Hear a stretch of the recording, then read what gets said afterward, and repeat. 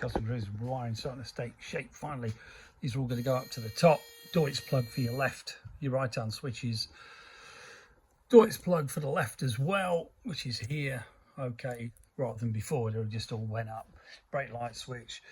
This is all done. This is your horn wires, your brake off the switch, because the Americans have flashing rear brakes, so therefore we've had to do this. These are the two going to the brake switch.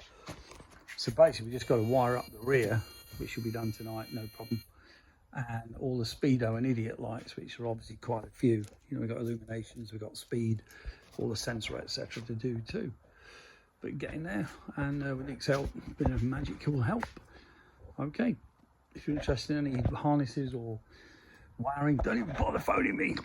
No, seriously, you know, if you want to do wiring, it isn't easy. I did this crap in the army, but you know, like on this bike, they want red covering over everything, so you don't really see it. You know, it's going down the back of the bike, but it's in red, and it should look pretty cool when it's done. With Nick's help, it's been great.